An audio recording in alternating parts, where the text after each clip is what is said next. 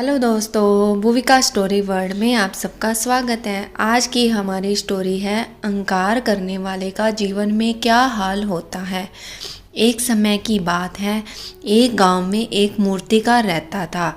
मूर्तिकला के प्रति अत्यधिक प्रेम के कारण उसने अपना संपूर्ण जीवन मूर्तिकला को समर्पित कर दिया था।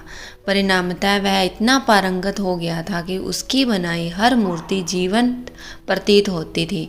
उसकी बनाई मूर्तियों को देखने वाला उसकी कला की पूरी पूरी प्रशंसा करता था। उसकी कला के चर्चे उसके गांव में ही नहीं बल्कि दूर दूर के नगर और गांव में होने लगे थे। ऐसी स्थिति में जैसा मान्यता होता है वैसा ही मूर्तिकार के साथ भी हुआ।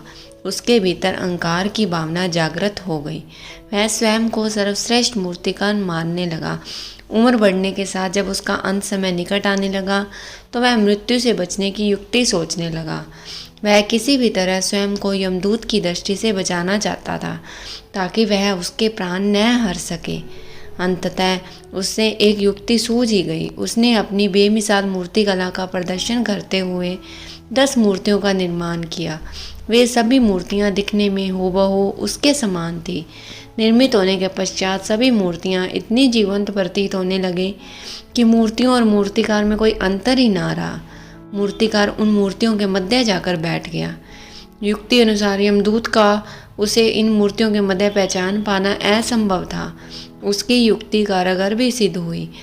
जब यमदूत उसके प्राण हरने आया तो 11 एक जैसी मूर्तियों को देख चकित रह गया। वह उन मूर्तियों में अंतर कर पाने में असमर्थ था, किंतु उसे ज्ञात था कि किन्हीं मूर्तियों के मध्य मूर्तिकार छुपा बैठा है।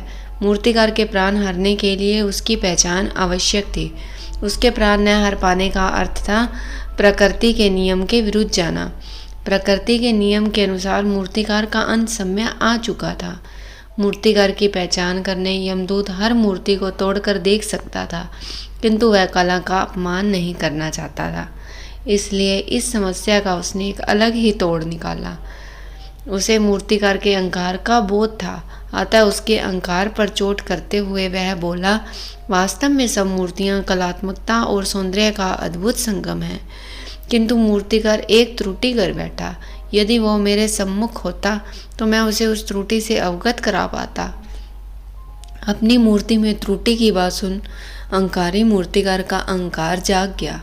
उससे रहा नहीं गया और झट से अपने स्थान से उठ बैठा और यमदूत से बोला, त्रुटि असंभव।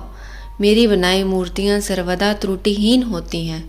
यमदूत की युक्ति काम कर चुकी थी।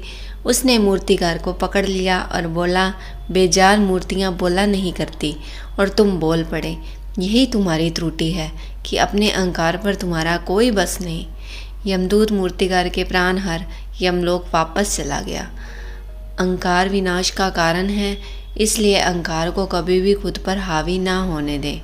दोस्तों, मेरी ये कहानी आप सबको कैसी लगी कमेंट बॉक्स में कमेंट कीजिए और कहानी को लाइक एंड शेयर कीजिएगा और चैनल पर नए हैं तो सब्सक्राइब करके मुझे सपोर्ट ज़रूर कीजिए। Thank you.